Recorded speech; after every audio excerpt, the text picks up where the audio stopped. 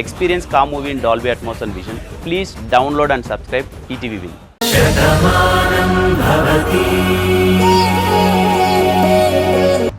ఏం మాట్లాడుతున్నావక్క? మాట అనే ముందు వెనక ఆలోచించడం తెలీదా? నేను ఏ సందర్భంలో వెళ్తానంటున్నాను, నువ్వు దేని గురించి మాట్లాడుతున్నావో కనీసం నీకైనా అర్థమవుతుందా? నాకన్నీ బాగా అర్థమవుతున్నాయిరా. నేను చదువుకోలేదేమో కానీ లోకాన్ని చదువుకున్నాను.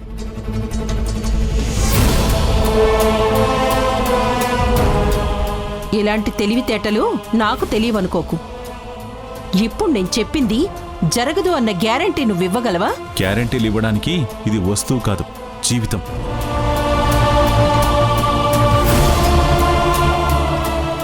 జీవితంలో నమ్మకాలుంటాయేమో కానీ వారంటీలు గ్యారంటీలు ఉండవు. తెలివిగా సమాధానాన్ని దాటించకు. అమ్మ మౌనంగా ఉంది అంటే తనేమీ అనడం లేదని కాదు. నా మాటల్లో ఏదైతే వచ్చిందో అదే తన మనసులో కూడా ఉంది.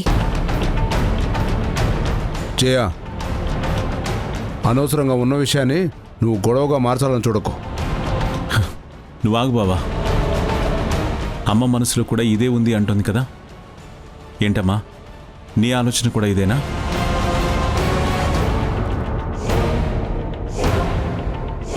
ఆవిడ మాట్లాడినట్టు అక్కడేం జరగదండి. నేను పెరిగిన ప్రదేశానికి వెళ్తే నేనేంటో నాకు తెలుస్తుందనుకున్నాను తప్ప మీరు అనుకునేలా ఏది జరగదు. పెళ్లి నాటి మాటలు విడాకులు నాడు ఉండవు అని ఊరికినే అనలేదు రాదా. జరగదు అని ఇక్కడ చెప్తున్నావు, జరిగిపోయింది అని తిరిగొచ్చాక చెప్తావు.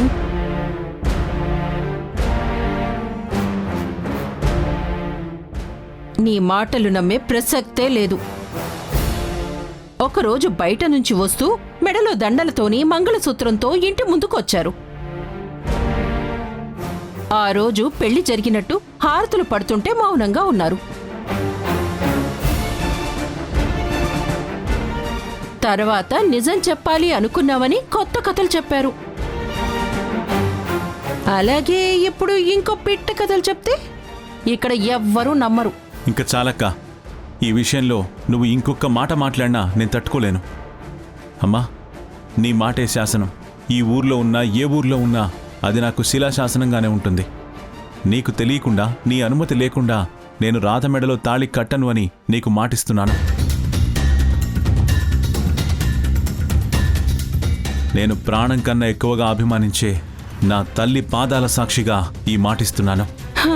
సరే తమ్ముడు, నీ మాటే నిజమైతే మీ ఇద్దరికీ తోడుగా సత్యం తీసుకువెళ్ళు. అవును మావయ్య, నేను వస్తాను. వాడిద్దరు పెడుతుంటే మధ్యలో నువ్వెందుకు? సాయంగా ఉంటుంది. అసలే రాధ వట్టి మనిషి కూడా కాదు కదా. ఏ ఉద్దేశం లేకపోతే తీసుకెళ్లడంలో అభ్యంతరం ఉంటుంది. నాకేం అభ్యంతరం లేదు. అలాగే సత్యం తీసుకుని వెళదాం. పద సత్య, రాధా వెళదాం పద.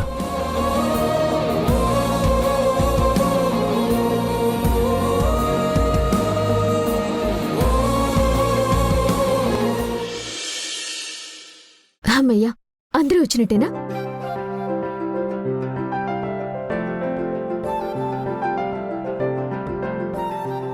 ఏంటే ఇందాకటి నుంచి ఏదో హడావిడి చేస్తున్నావు, ఏమైంది?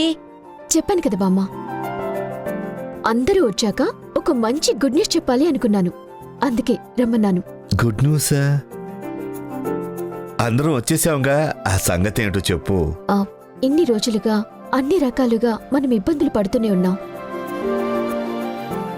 మన ఇంటి సమస్యల వల్ల కంపెనీ విషయాలు కూడా ఎవరూ పట్టించుకోలేదు.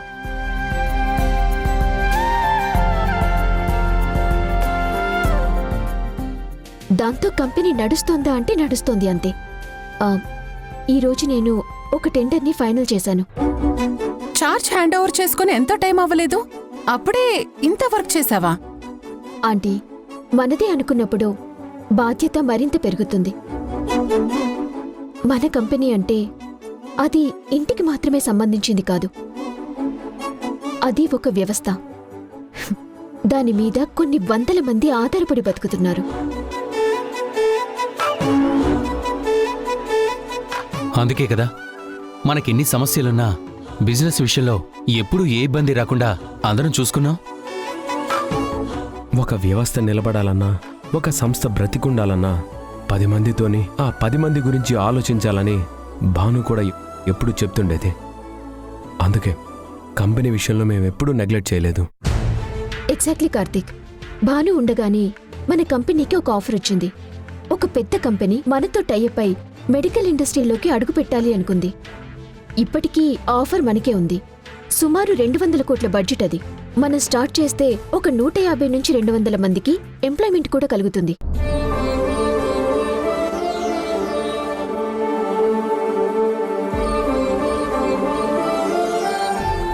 ఇది చాలా ప్రెస్టీజియస్ ప్రాజెక్ట్.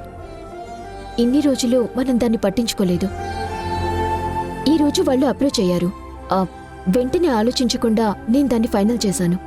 చాలా మంచి పని చేశావమ్మా. మనకు లాభం వస్తుందని కాదు, అంతమందికి ఉపాధి వస్తోంది అంటే డెఫినెట్గా అది మంచి పనే అవుతుంది. అవునంకల్, దానికి సంబంధించి మనం ఒక ప్రెజెంటేషన్ ఇవ్వాలి. అదే పవర్ పాయింట్ ప్రెజెంటేషన్ లాంటిది. అది కూడా రేపు ఆంటీనే ఇవ్వాలి. ఆ కంపెనీకి సంబంధించిన వాళ్ళు అందరూ వస్తున్నారు. మన దగ్గర నుంచి ఆ ప్రాజెక్ట్ ఎలా ఉంటుంది, దాన్ని మార్కెట్లో ఇంత తక్కువ ధరకి అందిస్తే ఎంతమందికి బెనిఫిట్ అవుతుందని మొత్తం డీటెయిల్స్ అన్ని రెడీ చేశాను.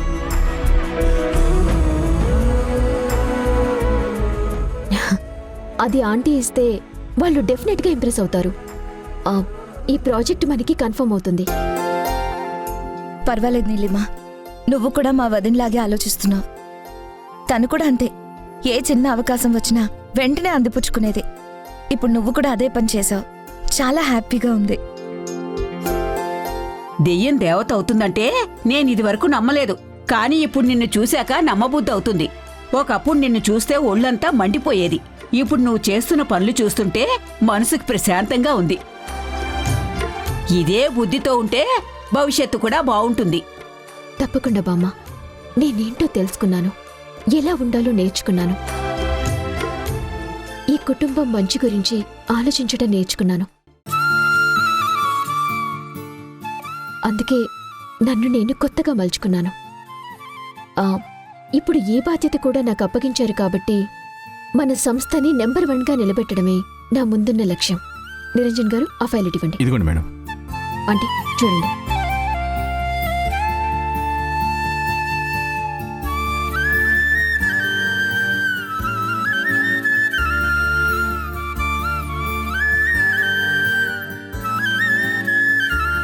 ఇది ఎంతో గొప్పగా జరుగుతుందనే మీరందరూ అనుకుంటున్నారు. ఈ నీలిమాకే క్రెడిట్ దక్కుతుందని తను అనుకుంటుంది. కానీ మీరనుకున్నది ఏది ఎక్కడ జరగదు, జరగనివ్వను.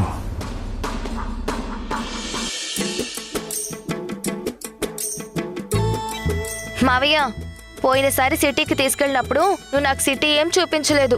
మనమున్న గెస్ట్ హౌస్, రాధని చూపించిన హాస్పిటల్ తప్ప ఇంకేమీ చూడలేదు. కేక్ కోసం బయటికెళ్ళి నువ్వు కూడా తప్పిపోయావు కదా, ఫోన్ కూడా పోగొట్టుకున్నావు. సరిపోలేదా? పాపం, మీ మీద అభిమానంతోనే కదండి వెళ్ళింది. అలా చెప్పు రాధా. నేను మావయ్య కోసం కేక్ కొందామని వెళ్తే ఆ దొంగ సచ్చినోడెవడో నా ఫోన్ కొట్టేశాడు. నేనేమో దారి మర్చిపోయాను.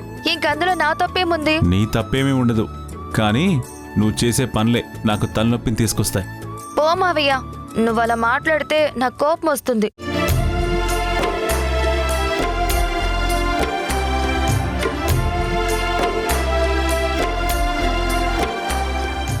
ఇదేంటి మావయ్య, మనమేదో ఆశ్రమానికి వెళ్తున్నామన్నావు, మరి ఇక్కడ చూస్తే అలాంటిదేం కనిపించట్లేదు. మనం వెళ్లాల్సిన ఊరు ఇంకా 60 కిలోమీటర్ల దూరంలో ఉంది. అవునా? మరి ఇక్కడెందుకు ఆపావు? అటు చూడు.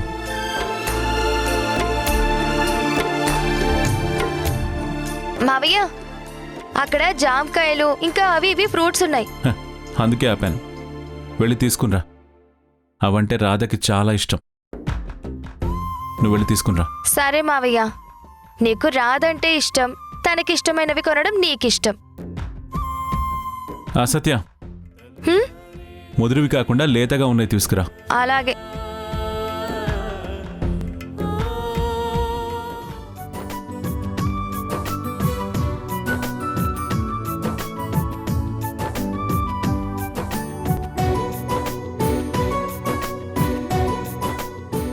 ఎందుకండి పాపం సత్యన్ అలా ఏడిపిస్తారు? సత్య నా చేతుల్లో పెరిగిన పిల్ల. సత్యని ఎప్పుడు చూసినా తనలో నాకు తన చిన్నతనమే కనిపిస్తుంది.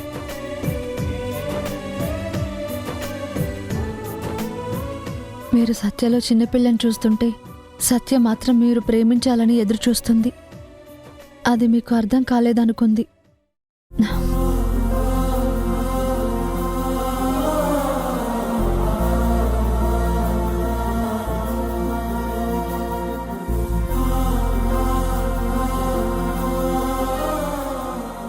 ఇదిగో మావయ్య జాంకాయలు.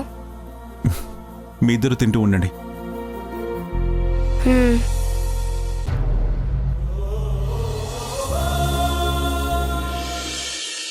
కల్కి, పొలానికి కావలసిన ఎరువులు కొనేశారా? రైస్ మిల్లులో మిషన్ ప్రాబ్లం ఉంది అన్నావు, చేయించావా? అయిపోయింది అత్తయ్య. రాత్రి నుంచి మళ్ళీ మిషన్ రన్నింగ్లోనే ఉంది. ఎలాంటి ప్రాబ్లం లేదు. ఎరువులు ఈరోజు మధ్యాహ్నం కల్లా వస్తాయి. ఏంటి జయ, ఉదయం నుంచి చూస్తున్నాను నువ్వేదో పరధ్యానంలో ఉన్నట్టున్నావు. దేని గురించి అంతలా ఆలోచిస్తున్నావు? ఇంకేముంటుందమ్మా, రాధ ఎంత తెలివైందో అని ఆలోచిస్తూ ఉంటే తన తెలివితేటల ముందు మనం ఎందుకు పనికిరామని నాకు అనిపిస్తోంది. రాధకు మంచి మనసుంది కానీ మనుషులు ముంచే తెలివితేటలేవు. ఆ అమ్మాయి గురించి తప్పుగా మాట్లాడకు. మీరాగుతారా? ఏదో మీ రక్తం పంచుకు పుట్టిన దానిలాగా రాధ గురించి మొత్తం తెలిసినట్టు మాట్లాడకండి. అనాథాశ్రమంలో కదా పెరిగింది. మురారి ప్రేమించి ఇంటికి తీసుకొచ్చాడు. ఆ అమ్మ దాన్ని ఇంటికి మహారాణి చెయ్యాలనుకుంది. అప్పుడేగా ఎవరికి చెప్పకుండా వెళ్ళిపోయింది. మళ్ళీ అనుకోకుండా ఎదురైంది. తీరా చూస్తే తల్లి కాబోతుంది అని తెలిసింది. నిజంగా అమాయకురాలే అయితే ఇవన్నీ ఎలా జరుగుతాయి? మనకు సంబంధం లేని విషయాల గురించి మాట్లాడటం మంచిది కాదేమో. రాధతో మనకు సంబంధం లేకపోయినా మురారితో మనకి అనుబంధం ఉంది కదమ్మా. ఇప్పుడు ఆశ్రమానికి వాళ్ళు వెళ్ళటం నాకేం నచ్చలేదు. నువ్వు వాళ్ళని ఆపుంటే వాళ్ళు ఇక్కడే ఉండేవారు. అనవసరంగా నువ్వు మౌనంగా ఉన్నావు. దాన్ని ఆ రాధ తెలివిగా మలుచుకొని మురారిని తీసుకొని వెళ్ళిపోయింది. అక్కడ ఏం జరుగుతుందోనని నాకు భయంగా ఉంది. పలకరించడానికి వెళ్తే ఏదో జరుగుతుందని అనవసర భయాలు పెట్టుకోకు. అత్తయ్యని మరింత భయపెట్టకు. నమస్కారం అమ్మా. ఏంటి గణపతి, ఎలా వచ్చావేంటి? ఏం చెప్పాలో ఎవరికి చెప్పుకోవాలో అర్థం కావడం లేదమ్మా. రాత్రి నుంచి మా జాహ్నవి వాళ్ళ గీత కనిపించడం లేదమ్మా. వాళ్ళు ఊరి నుంచి నిన్నే కదా వచ్చారు, మరి కనిపించకపోవడం ఏంటి? అవును బాబు, ఊరు నుండి వచ్చినప్పుడు ఎంతో సంతోషంగా ఉన్నారు. ఈ ఊళ్ళో 10 రోజులు ఉంటామని కూడా చెప్పారు. రాత్రి చదువుకుంటామని మా ఇంటి ముందు చెట్టు కింద చదువుకుంటున్నారు. ఆ తర్వాత నేను చూసేసరికి వాళ్ళిద్దరూ కనిపించడం లేదు. జాహ్నవి వాళ్ళ ఇంటికి వెళ్ళుంటుంది. అక్కడే పడుకుని పొద్దున వస్తుందిలే అని నేను పెద్దగా పట్టించుకోలేదు. కానీ పొద్దున వీళ్ళు వచ్చి అడిగారు రాత్రంతా వాళ్ళ ఇంటికి రాలేదు అని. అప్పుడే మాకు భయం వేసింది. చుట్టుపక్కల ఎంత వెతికినా ఎక్కడా కనిపించలేదు. అసలు ఈ ఊరికి ఏమైంది? ఎక్కడలేని విచిత్రాలన్నీ మన ఊళ్ళోనే జరుగుతున్నాయి. ఇన్ని రోజుల్లో ఆడపిల్లలు తప్పిపోవడం ఎప్పుడైనా విన్నావా? జయ, అసలే పిల్లలు కనిపించక వాళ్ళు భయపడుతుంటే నువ్వు అలా మాట్లాడడం మంచిది కాదు. అమ్మగారు, మీరే ఏదో ఒకటి చెయ్యాలమ్మా. అసలే ఆడపిల్లలు, ఏం జరిగిందో అని మాకు భయంగా ఉంది. వాళ్ళేం చిన్నపిల్లలు కాదు కదా, చదువుకుంటున్న పిల్లలు. అలాంటి వాళ్ళని ఎవరైనా తీసుకెళ్లారని మీ అనుమానమా? లేదు బాబు, వాళ్ళు పుస్తకంలో ఈ ఉత్తరం రాసి పెట్టారు. ఇదిగోండి. కల్కి, అందులో ఏముందో చదువు. ప్రియమైన తల్లిదండ్రులకి నమస్కరించి వ్రాయినదేమనగా, మేము ఈ బ్రతుకులు బ్రతకలేకపోతున్నాము. చాలా బోరు కొడుతోంది. కొత్త ప్రపంచాన్ని చూడాలన్న ఆశ పెరిగింది. అందుకే ప్రాణ స్నేహితులు అయిన మేమిద్దరం కలిసి వెళ్ళిపోతున్నాం. దయచేసి మా గురించి వెతక్కండి.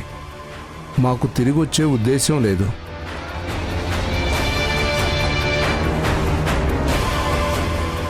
ఇన్ని రోజులు మీరు మా గురించి ఆలోచించినందుకు మీకు కృతజ్ఞతలు. అది సంగతి. వాళ్ళంతట వాళ్లే వెళ్ళిపోతే మనం మాత్రం ఏం చేస్తాం? తప్పుగా మాట్లాడుకు జయ.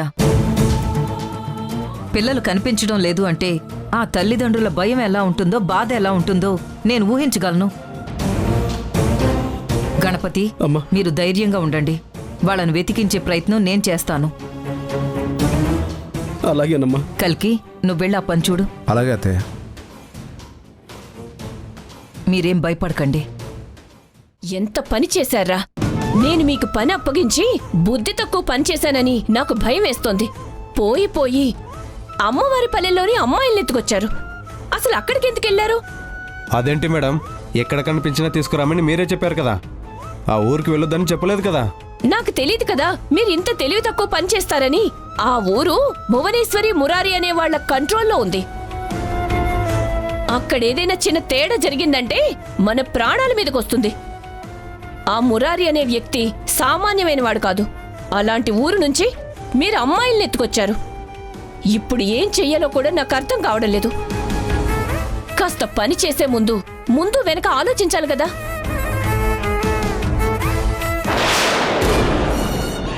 సరే, నేను తర్వాత మాట్లాడతాను, పెట్టేసే. మళ్ళీ చేస్తానని పెట్టేసిందేంట్రా?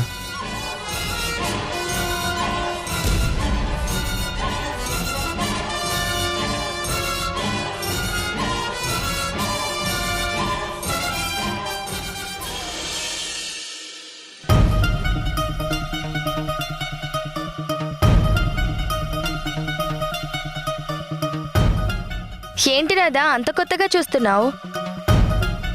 మాకంటే ఇది కొత్త, కానీ నువ్వు పెరిగింది ఇక్కడే అని మావయ్య చెప్పాడు కదా. మరి అంత ఆశ్చర్యంగా చూస్తున్నావేంటి? తనకి గతం గుర్తులేదని నువ్వు మర్చిపోయావా? నిజమే మావయ్య, ఇక్కడికొస్తేనైనా తనకు గుర్తొస్తుందేమో అనే కదా మనం అనుకున్నాం. నమస్తే మురారి గారు. నమస్తే. నమస్తే అండి. అక్క,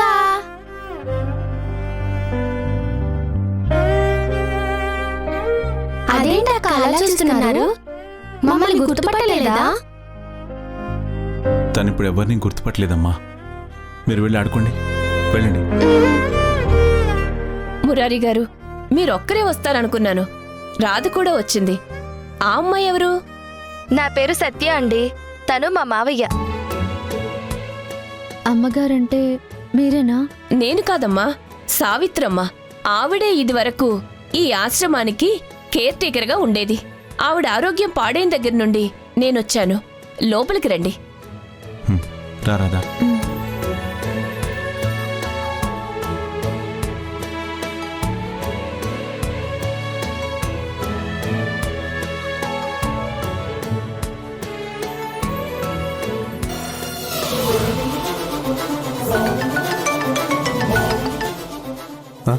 అరే, కట్ చేస్తుందిరా.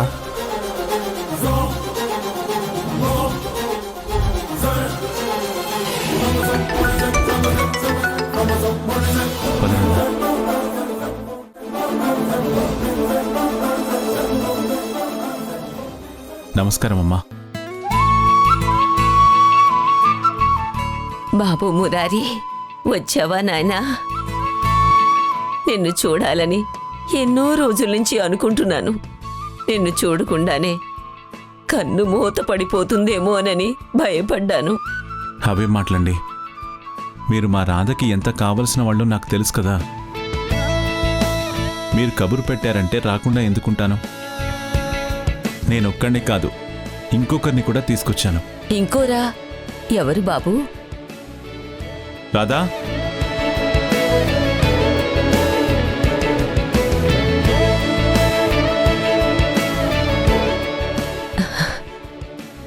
అమ్మా, అమ్మా రాధా.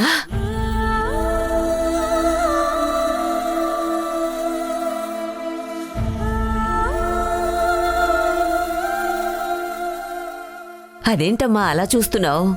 ఈ ఆశ్రమంలో ఉన్నప్పుడు అమ్మా అమ్మా అంటూ నన్ను పిలిచేదానివి కదా. మరిప్పుడు ఎందుకు ఒక్క మాట కూడా మాట్లాడడం లేదు?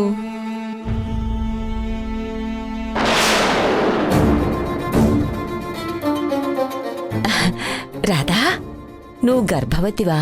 అవునండి. అయినా ఎందుకు అలా అడిగారు?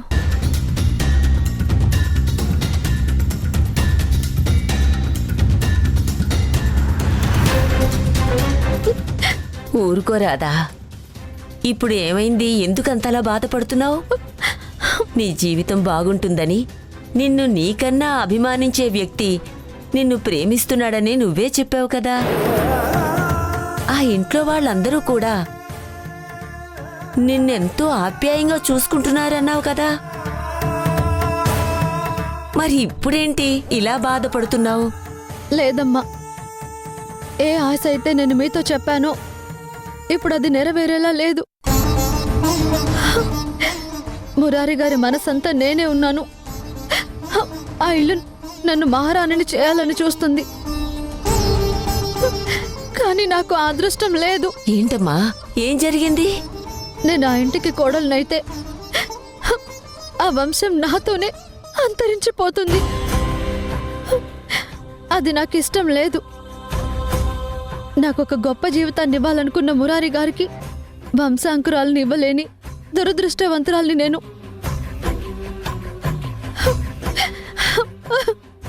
ఎప్పటికీ నేను తల్లిని కాలేను. అందుకే ఆ ప్రేమని, ఆ అభిమానాన్ని, ఆ ఆప్యాయతని అన్నింటినీ వదిలేసి వచ్చేశాను. మురారి గారి జీవితంలో ఉండకూడదని నిర్ణయించుకున్నాను. బాధపడకమ్మా, భగవంతుడు ఎవ్వరికీ అన్యాయం చేయడు. మరి ముఖ్యంగా నీలాంటి వాళ్లకు అస్సలు అన్యాయం చేయడు. నీకు పిల్లలు పుట్టే భాగ్యమే లేదని ఆ రోజు నాతో చెప్పావు. మరి ఈ రోజు గర్భవతివి ఎలా అయ్యావు?